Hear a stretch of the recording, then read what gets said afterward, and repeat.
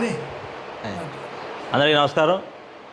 ఈరోజు రాజోల్ నియోజకవర్గ వైఎస్ఆర్ కాంగ్రెస్ పార్టీలో మరి రాష్ట్ర ప్రచార విభాగం అధికార ప్రతినిధిగా మరి బాధ్యతలు చేపట్టినటువంటి తెన్నేటి కిషోర్ గారికి మొట్టమొదటిగా అభినందనలు తెలియజేస్తూ, మరి పార్టీ పునర్నిర్మాణంలో భాగంగా గౌరవ రాష్ట్ర అధ్యక్షులు వైఎస్ జగన్మోహన్ రెడ్డి గారు మరి పార్టీ పటిష్టంగా ఉండాలి అంటే పునాదులు కూడా చాలా బలంగా ఉండాలనే ఆలోచనతో మరి సీనియర్ నాయకులు మాజీ మంత్రివర్యులు గొల్లపల్లి సూర్యారావు గారి ఆధ్వర్యంలో మరి రాజోల్ నియోజకవర్గాన్ని పటిష్టంగా బలంగా నిర్మించాలనే ఉద్దేశంతో మరి అనేక విభాగాలకి మరి నాయకులను, అధికారులను, కార్యకర్తలు నియమిస్తున్న సందర్భంలో మరి రాష్ట్ర ప్రచార విభాగానికి అధికార ప్రతినిధిగా మరి గత 10-12 సంవత్సరాలుగా మరి రాష్ట్ర ఎంఆర్పిఎస్ఎస్ అనే ఒక సంస్థతో మరి ఆంధ్ర రాష్ట్రంలో ఒక కమ్యూనిటీ ఉద్యమాన్ని భుజాన్ని వేసుకుని జాతి కోసం అహర్నిశలు పోరాడినటువంటి నాయకుడు. అదేవిధంగా గత ఎన్నికల్లో వైఎస్ఆర్ కాంగ్రెస్ పార్టీ కోసం రాష్ట్ర వ్యాప్తంగా అహర్నిశలు కష్టపడినటువంటి నాయకుడు అనే తెన్నేటి కిషోర్ గారిని మరి యొక్క విభాగానికి మరి ప్రపోజ్ చేసినటువంటి గొల్లపల్లి సూర్యారావు గారికి మరి మొట్టమొదటిగా ధన్యవాదాలు తెలియజేస్తా ఉన్నాను. ఎందుకంటే ఏ పదవికి ఎవరు అర్హులైనటువంటి ఒక సుదీర్ఘమైనటువంటి అనుభవం కలిగినటువంటి నాయకులు గొల్లపల్లి సూర్యారావు గారు.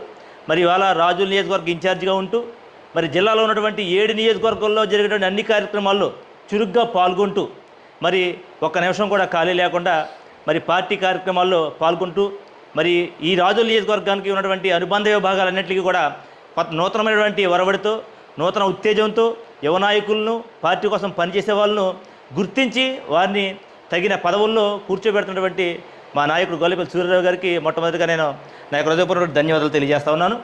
ఇది సాధారణమైన విషయం కాదు. ఎందుకంటే యువతరం కూడా చాలా ఇబ్బందులు పడుతున్న పరిస్థితులు ఇవాళ పార్టీ కోసం పనిచేయడానికి.